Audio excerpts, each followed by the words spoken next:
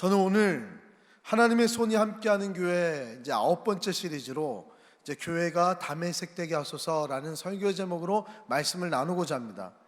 오늘 위클리 시인소를 한번 받아보셨죠? 한번 이렇게 보시면 사진이 굉장히 잘 나오지 않았습니까? 원로 목사님하고 저하고 굉장히 친하게 이제 손잡고 걸어가는 모습인데, 우리 교육자 교직원들이 함께 원로 목사님을 이제 스승의 날이라 그래서 함께 축복하고 함께 스승 되어 주심에 감사하는 시간을 가졌습니다. 그냥 교직원과 교육자들만 함께한 게 아니라 모든 가족들이 다 한번 모여보자. 왜냐하면 원로 목사님도 사모님도 이제 가족을 다 모르는 거예요. 이제 교육자가 많이 변하다 보니까. 그리고 저도 처음 보는 가족들이 있어서 코로나 때문에 일어난 사건인 것 같아요. 그래서 이제 다 가족도 소개받고 서로 인사하고 그런 아름다운 시간을 보냈습니다. 또 너무 감사했던 것은 이제 식사 비용을 원로 목사님이 다 내주셨고, 그리고 용돈까지 아이들한테 다 주셔서 더 교육자들이 힘없고 더 위로가 된 큰 시간이었습니다. 이 시간을 바로 어제 저희가 가졌는데요, 어제 그 시간을 보내면서 제가 느낀 게 있습니다. 1990년도 때 그 무렵에 시은속 교회가 떠올려진 거예요. 너무 아름다운 시간이었던 추억이 있어요. 그래서 스승의 날이다, 명절이다, 그러면 장로님들께서 그리고 권사님들, 집사님들께서 저희 집에도 찾아와 주시고, 원로 목사님 집에도 이제 찾아와 주시고, 그렇게 식사를 같이 하자 그래서 모임들도 있었습니다. 그 원로 목사님이 바빠지면 저희도 바빠지는 거예요, 자녀들도. 왜냐하면 가족 모임이니까. 그때는 제가 이제 당연히 목회자 자녀로 당연히 그런 데 다니는 것이 맞다고 생각했지만 속으로는 좀 가기 싫을 때도 있잖아요. 왜냐하면 항상 가면 장로님하고 권사님들 앉아 계시면 늘 조용히 했습니다.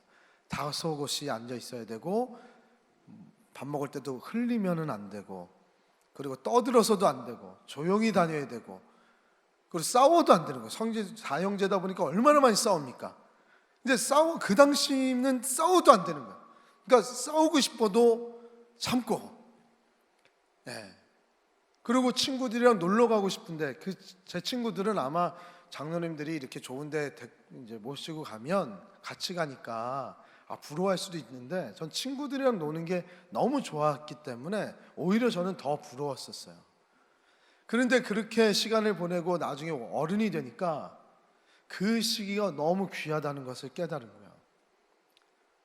그리고 그때 1990년도 때 그 시기에 제 은혜의 시기였고, 제 신앙이 많이 성장한 그런 시간이었구나라는 것을 이제 유학 가서 시은속 교회를 그리워하면서 깨닫게 된 겁니다. 저는 장로님들과 함께 그리고 권사님들과 함께 식사를 했던 그 시간들, 그 1990년대의 시은속 교회의 그 모습을 다시금 회복시키고 싶고, 다시 많은 은혜의 장소였던 그때를 다시 이루어 나가는 것을 꿈꾸게 되었습니다. 우리 성도님들은 우리 시은숙 교회가 어떤 교회로 되기를 바라십니까? 그리고 어떤 교회를 꿈꾸고 계십니까? 한 종교 TV에서 사지선다형으로 한 설문조사를 했습니다. 내가 바라는 이상적인 교회 모습은 무엇입니까? 라는 제목이었어요. 이 질문의 설문조사를 이제 다 했는데, 이제 첫 번째는 사지선다였으니까 첫 번째는 성도의 교제가 풍성한 교회, 두 번째는 영적으로 성숙하고 성령 충만한 교회, 세 번째는 목회자가 청렴 결백하고 바로 서는 교회, 네 번째는 성경적인 하나님의 뜻을 이루는 교회. 이렇게 네 가지 중에 하나를 고르는 설문조사를 했습니다. 이 네 가지 중에 마음에 드는 것이 있으십니까? 그 가장 많이 표를 받은 것이 35.7%로 영적으로 성숙하고 성령 충만한 교회였습니다.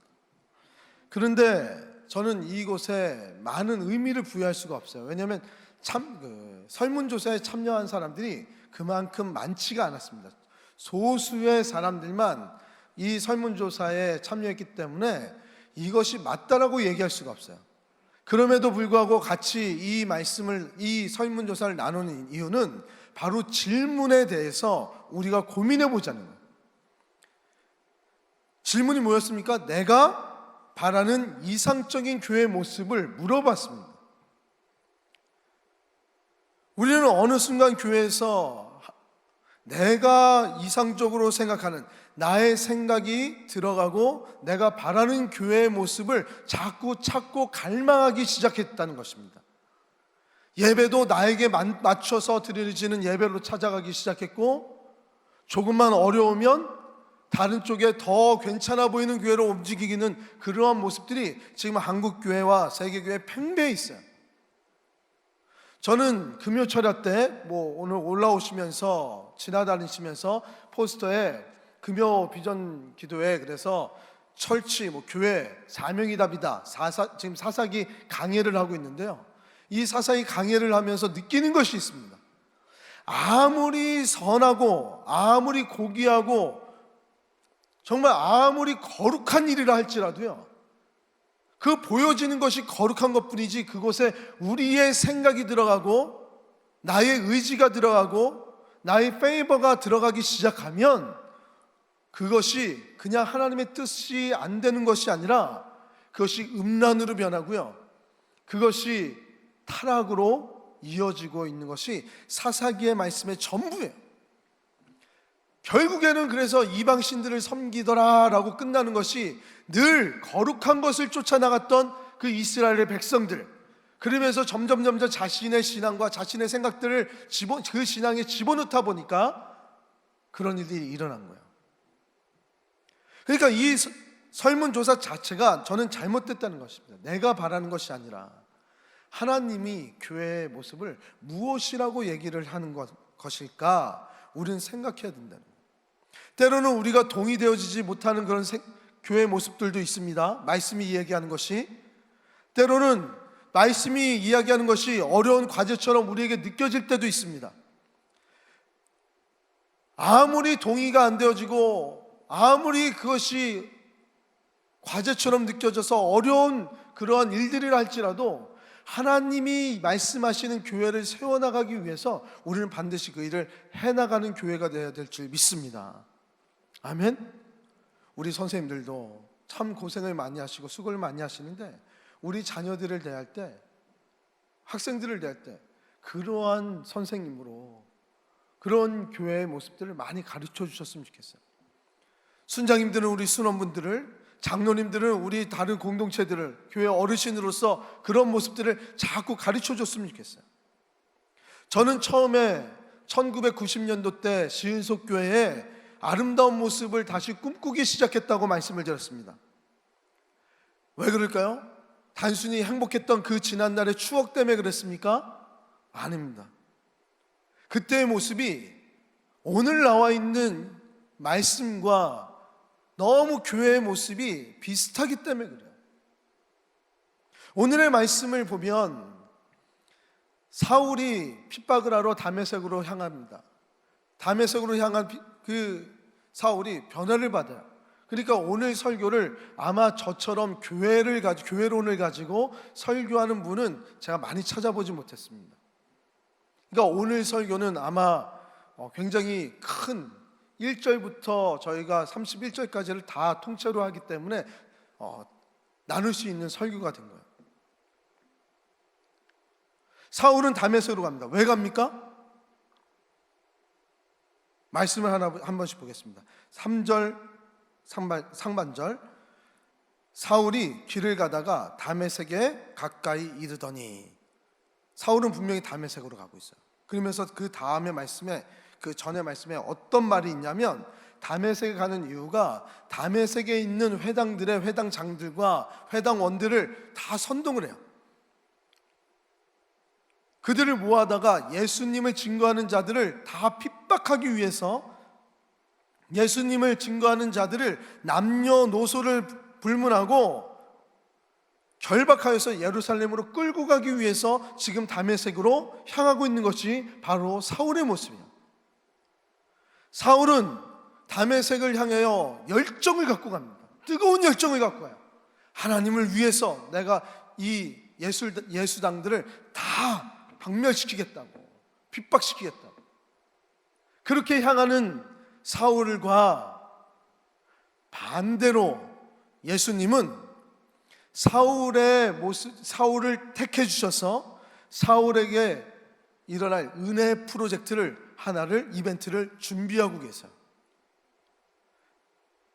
사울이 다메섹으로 다가오면 다가갈수록 사울은 아직 모르지만 예수님이 준비하신 그 이벤트가, 그 사건이 점점 다가오고 있다는 거예요. 그 이벤트는 무엇입니까? 바로 사울을 은혜의 사람으로 만들 은혜의 프로젝트. 그러니까 사울의 입장에서는요, 다메섹은 핍박을 하는 핍박의 장소입니다.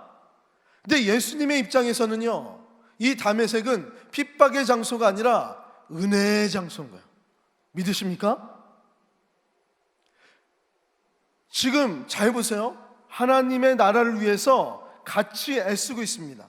그런데 사울은 예수님을 부인하는 것밖에 없어요.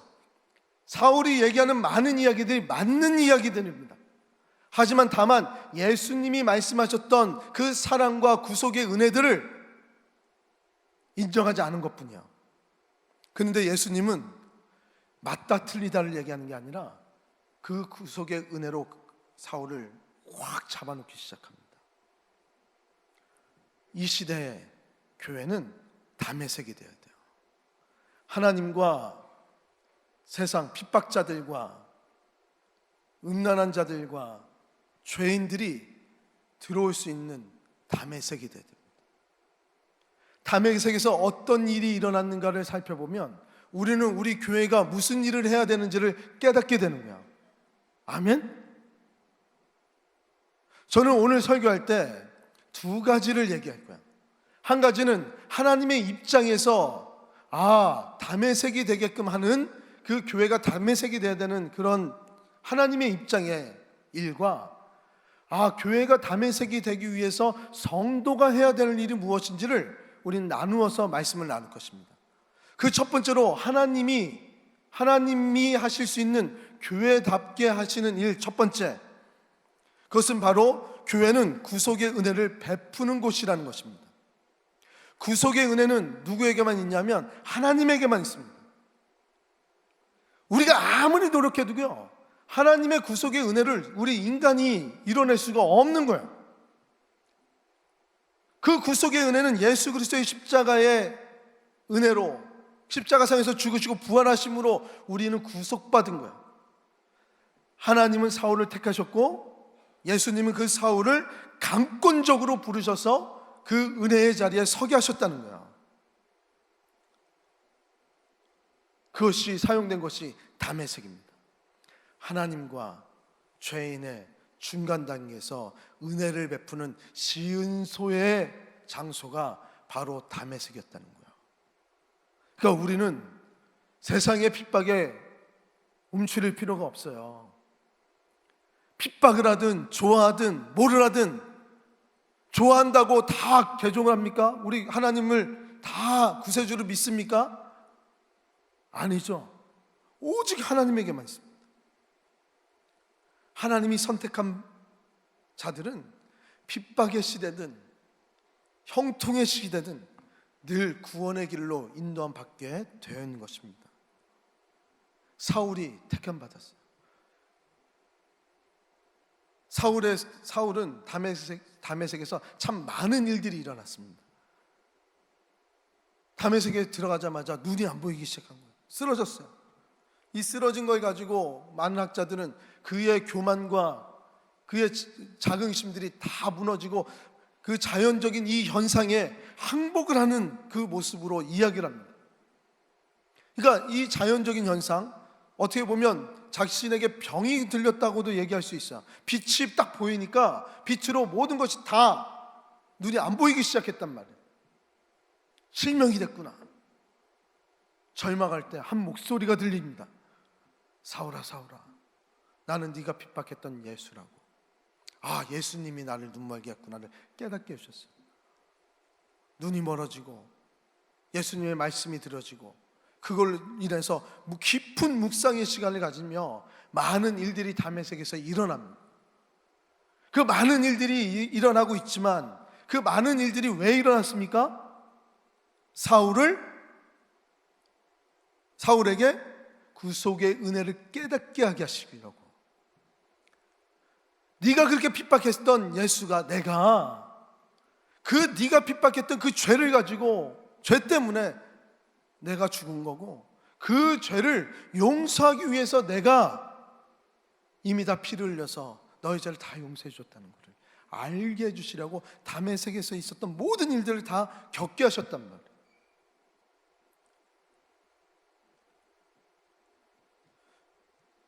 그럼 시은속교회 우리 성도 여러분, 구속의 은혜를 깨닫게 하는 것이 교회구나. 하나님은 교회를 통해서 은혜를 베풀어 주시는데, 그 은혜를 베푸실 때 구속의 은혜를 깨닫게 하시는구나. 우리 깨달을 수 있어요. 그럼 구속이라는 것은 무엇입니까? 그 단어를 알아야죠. 구속의 의미의 뜻은 값을 치르고 값으로 사다라는 뜻입니다. 헬라어로는 리트론이라는 뜻이야, 단어야. 이 리트론이라는 단어는 노예를 사서 자유를 줄 때 그 대가를 치르는 것, 보상을 주는 것이 리트론이라는 단어의 뜻입니다. 이 단어가 잘 표현되어 있는 것이 마태복음 20장 28절이야. 우리 다 암송하는 분들이 많으신 구절이니까 다 같이 한번 읽어보겠습니다. 시작. 인자가 온 것은 섬김을 받으려 함이 아니라 도리어 섬기려 하고 자기 목숨을 많은 사람의 대속물로 주려 함이니라. 아멘. 대속물이 구속이야. 대신값을 치러준 거야. 그 구속의 은혜를 깨닫게 한 거야. 예수님께서는 우리의 죄로 얽매였던 우리들을 그 피로 보상해 주셨어요. 그래서 교회는요, 사울과 같은 죄인들이 많아야 교회 아닙니까? 한번 여쭤볼게요. 교회는 죄인들이 많아야 건강한 교회입니까? 아니면 의인들이 많아야 건강한 교회입니까? 예? 죄인들이 많아야 되죠. 그런데 어느 순간부터 우리는 우리의 잣대를 가지고요, 내 생각대로 꿈꾸는 교회를 만들다 보니까 의인들이 많은 교회들을 자꾸 만들기 시작하는 거야. 죄인들을 들어쓰지도 못하게 하고요, 죄인들에게 주온 글씨를 만들어서 꼼짝도 못하게 만듭니다. 의인들만 존재하는 곳이 교회라고 만들어 놓고 있어요. 그런데 예수님은 자꾸 구속의 은혜를 깨닫게 하는 것이 교회라고 얘기하고 있단 말이에요. 모든 죄인들이 다 와서 이 은혜의 보좌 시은소에서 하나님의 은혜를 누려라. 아멘. 우리 시은소라는 그 단어도 제가 예전에 처음 부임 설교할 때 시은소 설교를 했습니다. 시은소를 설명을 할 때 어떤 걸 했냐면, 시은 좌요, 그러니까 은혜의 보좌, 은혜와 보좌는 같이 쓰여질 수 없는 단어입니다. 보좌는 어떤 보좌냐면 법정인 판결을 내리는 그 보좌를 이야기하는 거예요. 성경적인 보좌는 옳음과 잘못을 판결하는 그 보좌예요. 형벌을 내리고요, 그 죄의 값을 치르게 선고를 내리는 것이 보좌란 말이에요. 그런데 그 보좌에 선고를 내릴 때 은혜라는 것이 쓰여지면 됩니까, 안 됩니까? 그러면 모든 것이 조금 불쌍해 보이면, 법적인 것이 조금 완화가 되고 조금 더 악독해 보이면 그게 더 형이 높아지고 그러면 법이라는 게 존재할 필요가 없는 거잖아요. 그러니까 은혜와 보좌는 같이 있을 수가 없어요. 근데 하나님 나라는 은혜와 보좌가 함께 있는 거예요. 그게 구속의 은혜. 판결을 받아서 죽었던 우리가 예수 그리스도의 보좌의 은혜의 피로 말미암아 은혜를 내려서 이것이 은혜의 보좌가 되어 우리의 판결은 무죄가 된 거야. 그것이 은혜의 보좌 시은소입니다. 구속의 개념이 제일 귀하게 포함되어 있는 이름이 시은소예요. 바울도 죄인이었습니다. 그리고 이 구속의 은혜를 경험한 자들은 하나님께 은혜를 받았다 보니까 이전의 삶처럼 살아갈 수가 없는 거야. 180도 삶을 바꿀 수밖에 없어요. 이전에 알았던 죄인으로서의 삶이 아니라 은혜를 입었으니까 그 은혜에 감격하며 감사하며 살아갈 수밖에 없어요. 우리 시은소가 그러한 교회 되길 주님의 이름으로 축복합니다. 사울도 은혜의 보좌를 경험하고 난 뒤에, 그 구속을 경험한 뒤에 삶이 180도 바뀌었습니다. 회심의 사건은 사울을 이전의 삶과 완전 다르게 예수님을 핍박했던 손이, 예수님을 비방했던 그 입술이 예수님을 증거하는 입술이 되고 예수님을 증거하는 전도자의 손이 되어버렸습니다. 그 말씀이 22절과 25절 그 사이에 나타나 있어요. 사울은 힘을 더 얻어 예수를 그리스도라 증언하여 다메섹에 사는 유대인들을 당혹하게 하니라. 왜 당혹할 만하죠? 다메섹의 유대인들은 뭘 기다렸습니까? 사울이 와서 같이 예수당들을 다 척결하고 핍박하기를 원했단 말이에요. 그런데 예수님을 증언하고 있어요. 여러 날이 지나매 유대인들이 사울 죽이기를 공모하더니 그 계교가 사울에게 알려지니라. 그들이 그를 죽이려고 밤낮으로 성문까지 지키거늘 그의 제자들이 밤에 사울을 광주리에 담아 성벽에서 달아 내리니라. 예전에는 자신이 핍박했고 죽이려고 했던 자였는데 이제 핍박을 당하는 자가 됐습니다. 예수님을 핍박했던 입술이 예수님을 증거하는 입술로 완전 바뀐 거예요. 그러면서 자신의 자존심도 다 내립니다.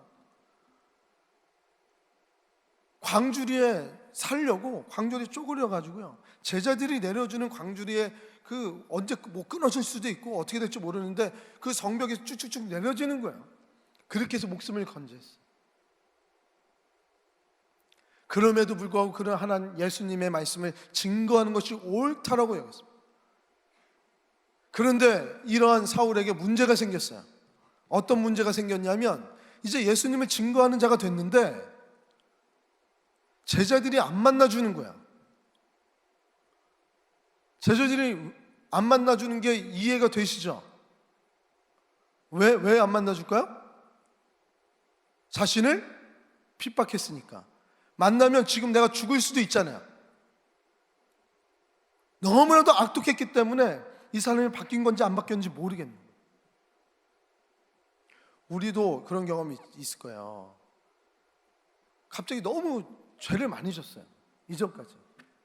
그런데 이 사람이 감옥서 가더니 예수님을 구주로 영접했다는 거예요. 용서를 다 받았다는 거예요. 근데 우리는 확인받고 싶잖아요. 나한테 너무 잘못했단 말이야. 근데 신앙생활 너무 잘해요. 이놈이 나도 목사인데 나에게 너무 피해를 주는 이 사람이 너무 변해서 하나님을 섬긴다는 거예요. 근데 나는 용납이 안 되는 거예요. 바뀌었는지 안 바뀌어졌는지, 하나님은 용서했어도 나는 용서 못한다, 이런 얘기 들어보셨죠? 사울도 지금 똑같은 거 아닙니까? 여기서 하나님의 구속의 은혜를 내리셨으면 이 시은소 우리 교회에서 이제 우리 성도의 역할이 여기서 나타나는 겁니다.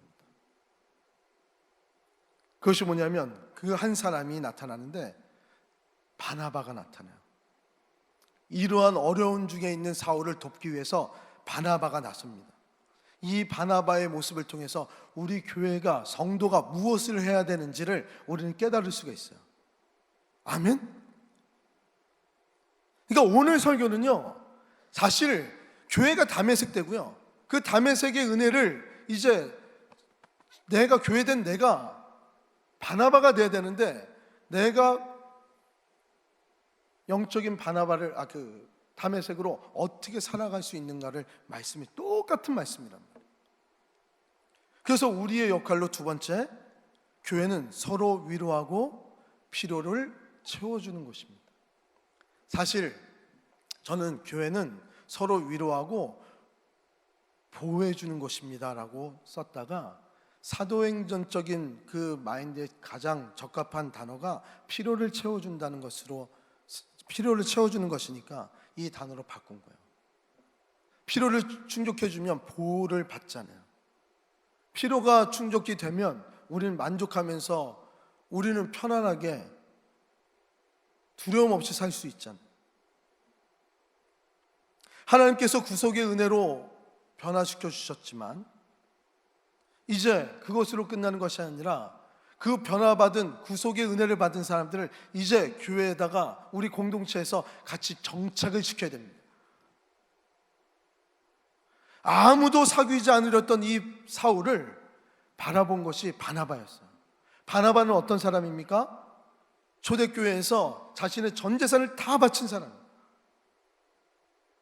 그리고 도움이 필요한 사람들에게 찾아가서 위로를 많이 하다 보니까 그 바나바의 별명이 위로의 사람이라는 별명까지 얻게 되었잖아요. 바나바는 두렵고 가까이 하기 어려운 사울, 그래서 제자들이 만나지 않은 사울에게 먼저 다가갑니다. 그래서 구속의 은혜 가운데 살아가는 이 사울을 돕기 시작해요. 그런데 그냥 돕느냐? 아니요, 그냥 돕질 않아요. 그냥 바나바는 착한 사람이 아니었던 것 같아요. 영적으로 바라봐야 될 것들을 관찰했어요. 저 같은 경우는 그냥 착하다 보니까 저는 그냥 도와줬을 것 같아요. 아멘? 아무도 안 하면, 인간은 믿지 말으세요. 하나님만 믿으셔야지. 저도 아니니까. 근데 바나바는요, 사울을 살피기 시작했습니다. 27절의 말씀이에요. 바나바가 데리고 사도들에게 가서 그가 길에서 어떻게 주를 보았는지와 주께서 그에게 말씀하신 일과 다메섹에서 그가 어떻게 예수의 이름으로 담대히 말하는지를 전하니라 라고 얘기했어요. 그러니까 지금 이 말씀은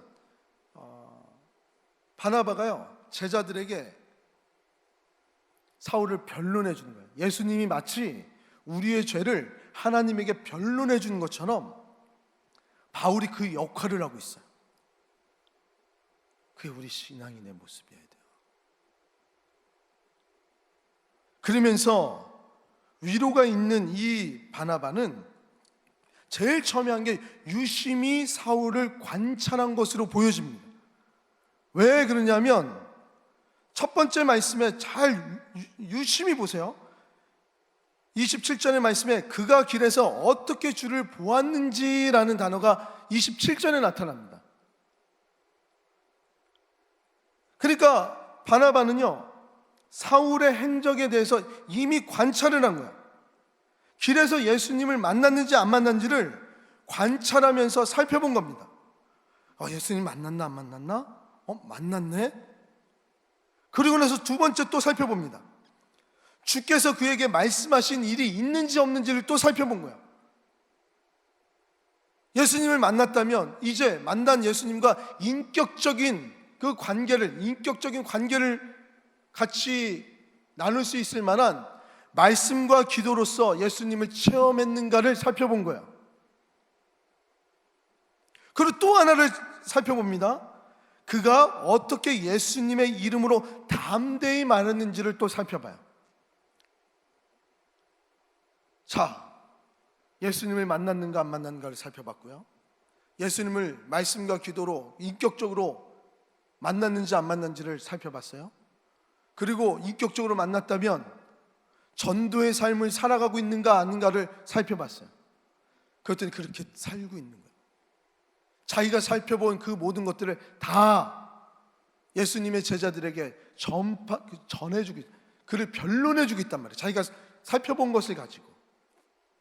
그렇다면 우리는 영적인 바나바가 돼야 되는데, 우리 선생님들은, 순장님들은, 우리 장로님들은, 우리 성도님들은 서로 교제를 할 때 뭐를 봐야 될까요? 뭐를 살펴줘야 될까요?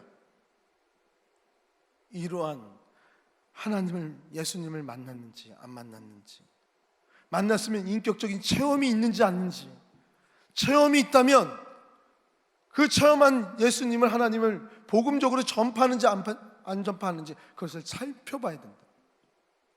저는 우리 교육자님들에게도 우리 성도님들을 잘 살펴달라고 얘기를 합니다.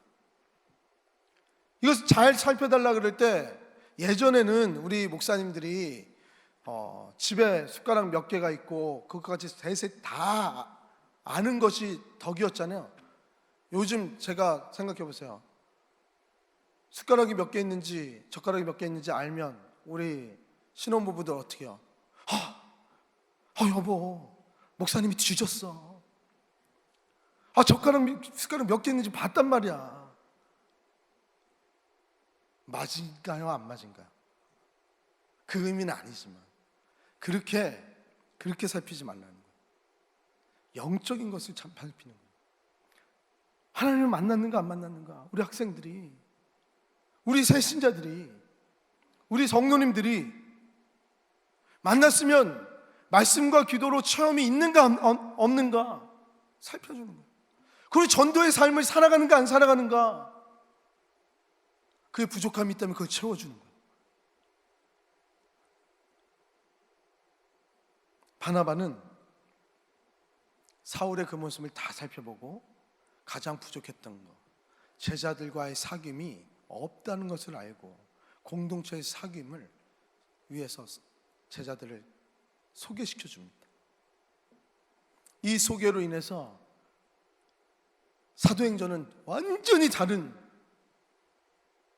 모습으로 곳곳에 이방인들에게도 복음의 전파가 엄청나게 일어나고 있습니다. 사울을 통해서, 이 바울을 통해서. 우리는 서로 살펴볼 때 그 기분과 감정만 살펴주는 것이 아니라 영적인 이 세 가지를 늘 살피면서 함께 하나님 나라의 영광을 위해서 애쓰기를 위해 노력해야 될 줄 믿습니다. 이제 말씀을 맺으려고 그래요. 미국의 미조리 주의 어느 시골 마을에 작은 미용실이 있었습니다. 근데 미용실에 그날따라 손님들이 막 몰려드는 거예요. 그 손님들한테 물어봤더니 어디서 왔습니까? 했더니 다 그 마을에 작은 50여 명밖에 안 되는 작은 교회 성도들이었던 거예요. 근데 한결같이 머리를 머리를 해달라 그러는데 그 머리의 스타일을 다 삭발을 해달라는 거예요. 그러니까 미국에서 삭발을 해달라 그러니까 얼마나 섬뜩합니까? 교회에서 50명이 교회인데 50명의 교인들이 다 와서 삭발을 해달라는 거예요. 저희 KKK구나, 백인 우월 하는 광신도들이구나, 이단자들이구나, 그렇게 생각을 하면서 다 삭발을 해줬다고. 그런데 삭발을 해보니까 이야기를 하나하나 하는데 이 사람들이 너무 착한 거예요. 그러면서 하나하나 말씀을 나눴다고 그럽니다. 근데 왜 삭발을 합니까? 까지 물어본 거예요. 그랬더니 한 집사님이 이렇게 미용사에게 얘기했습니다. 우리 교회에, 우리 모든 교회에 자녀와 같은 중학생 소녀가 있다고. 너무 잘 섬겼고 이 아이가 우리 교회에서 너무 자랑스럽게 잘 커나가는 우리의 영적인 딸이라고. 근데 이 학생이 최근에 암에 걸려서 항암 치료를 받게 됐다고. 항암 치료를 받는데 그 항암 치료를 할 때 머리를 다 삭발을 해야 되잖아요. 삭발을 하면서 고통스럽게 그 치료를 다 받았다는 거예요. 근데 이 자신이 소녀다 보니까 삭발한 자기의 모습이 너무 싫어서 밖에도 안 나가고 심지어 교회도 그렇게 잘 섬겼던 이 자매가 교회도 나오기 싫어한다는 거예요. 그래서 목사님들이 가고 성도님들이 다 찾아갔다는 거예요. 50명밖에 안 됐으니까. 그래서 거기서 위로를 해줘도 소용이 없다는 거예요. 막 계속 울기만 하고 학교도 안 가고 밖에도 안 나가고 집에만 있다는 거예요. 그래서 목사님과 성도님들이 이 한 소녀를 위해서 같이 회의를 했습니다. 이 소녀가 다시 우리 교회 나와서 봉사도 하고 다시 신앙을 찾을 수 있도록, 밖에 나올 수 있도록 우리가 같이 무엇인가를 해보자. 그래서 모든 성도들이 다 삭발을 하기로 했다는 거예요. 이 이야기를 들은 미용사가 뭉클한 거야. 그러면서 이 사연을 방송국에다가 전했습니다. 방송국에 연락해서 이 소녀에게 특별한 선물을 주고 싶었던 거예요. 그래서 주일날까지 방송국에서도 나와가지고 다 취재를 하며 이 가슴 뭉클하고 아름다운 모습들을 영상에 담기 위해서 교회 곳곳에 숨어서 이 카메라를 다 찍기로 했어요. 드디어 주일날이 됐습니다. 주일날에 소녀는 안 간다고 한 거를 어머니가 정말 설득을 해서 한번 오게 됐어요. 오게 됐을 때, 오게 되고 문을 촥 열었을 때 교회는 까까머리의 성도님밖에 보이지 않는 거예요. 여기가 스님이 계신 곳인지 교회인지 여기가 어느 나라인지 모르는 거예요. 소녀는 이것을 바라보면서 처음에 당황을 했다 그럽니다. 눈물도 안 하고 당황을 했고, 그리고 어느 순간 성도들이 쫙 자기를 위해서 나오는 모습을 보면서 눈물을 흘리면서 이 모자를 벗어야 될지 계속 쓰고 있어야 될지 고민하다가 모자를 벗고 같이 어울리며 찬양하는 모습을 보였다 그래요. 이 모습을 본 중계 리포터가 눈물을 훔쳤다 그럽니다. 글썽였다고 그럽니다. 그러면서 이렇게 얘기를 했대요. 방송 중에 나는 크리스천이 아닙니다. 그러나 내가 교회를 나간다면 이런 교회에 나가고 싶습니다. 방송을 보는 많은 시청자들이 같이 울었다 그럽니다. 제가 초반에 우리 시은숙교회 1990년도 90년에 시은숙교회를 그 모습을 꿈꾼다고 말씀드렸잖아요. 그러니까 밥을 많이 사달라는 얘기 아닙니다. 저는 식사 아니요. 저 혼자 먹는 거 굉장히 좋아하고 뭐 식당도 저는 혼자 잘 갑니다. 이제 익숙해졌어요. 그런데 식사하는 것이 중요한 것이 아니라 그 행복을 주고 그 행복한 모습을 본 게 아니고요. 1990년도 때 그렇게 식사를 하면서 나눴던 그 마음을 저는 회복하고 싶은 거예요. 잘 알다시피 우리 원로 목사님은 전쟁 고하셨어요. 명절 때마다 갈 곳이 없었습니다. 저도. 근데 우리 장로님들이, 권사님들이, 집사님들이 목사님의 가족이 되어 주신 거예요. 저의 큰아버지와 작은아버지가 되어 주신 거예요. 그 외로움의 피로를 충족시켜 주신 거예요. 실제로 이런 일들은 저희 형제들에게도 말 못할 많은 일들이 우리 장로님들이 보여주신 게 또 있었어요. 그래서 제가 목사가 된 것도 있고. 그런데 그것이 목사님의 사랑으로만 간 것이 아니고요. 또 가족이 필요했던 누군가에게 목사님이 아버지가 되어주셨어요. 가족이 되어주셨어요. 우리 시은숙교회가 2,000명이고 3,000명인데도 불구하고 굉장히 가족적이었던 그 이유가 바로 우리는 이런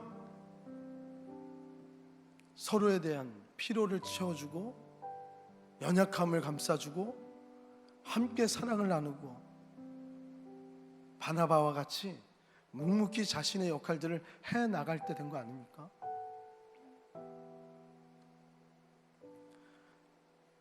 저는 우리 시은속 교회가 다메섹과 같은 교회가 됐으면 좋겠습니다. 우리의 힘으로 구속을 이룰 수는 없어요. 하지만 구속의 은혜는 하나님에게 있고 세상과 하나님을 연결시켜주는 은혜의 보좌 시은소 안에서 구원을 맛본 자들을 그 피로를 다 나누어주고 함께 고민하고 함께 애쓰는 그런 교회가 됐으면 좋겠습니다. 그래서 저는 1990년대에 우리 시은속 교회를 다시 꿈꾸는 것입니다. 그런데 이렇게 아름답게 서로 나누는 교회를 하나님은 그냥 내버려 두진 않으세요. 어떤 은혜를 주시는가? 31절의 말씀을 우리 다 같이 묵상한다 생각하고 다 같이 한번 읽어보겠습니다. 시작. 그리하여 온 유대와 갈릴리와 사마리아 교회가 평안하여 든든히 서가고 주를 경외함과 성령의 위로로 진행하며 수가 더 많아지더라. 아멘. 사실 9장 1절부터 31절까지의 말씀은 이 31절 한 절을 이야기해주고 싶어서요, 사울의 이야기를 갖고 온 거예요. 사울이 눈이 멀었다는 게 뭐가 중요합니까? 눈이 다시 뜬 게 뭐가 중요합니까? 바나바가 섬기는 게 뭐가 중요합니까? 그렇게 섬긴 사람들이 바나바만 있었던 것도 아니고 여러 사람이 있었음에도 불구하고 왜 이 사건이 성경에 쓰여져야 되냐는 거죠. 바로 이 말씀 때문에 그런 거예요. 유다와 갈릴리와 사마리아 교회가 평안함에 든든히 서가고 주의 경외함과 성령의 위로가 가득한 교회로 세우기를 하나님이 원하시기 때문에 사울과 같은 사람을 품어주고 바나바와 같이 그렇게 서로 나누어주며 살아가라는 거 아닙니까? 우리에게 복을 주시기 위해서, 우리의 이 교회를 위로해 주시기 위해서, 이 교회를 통해서 구속의 은혜를 계속적으로 일으켜 세우기 위해서 우리 선생님들이 그런 선생님 되셨으면 좋겠습니다. 우리 아이들 다 구속의 은혜를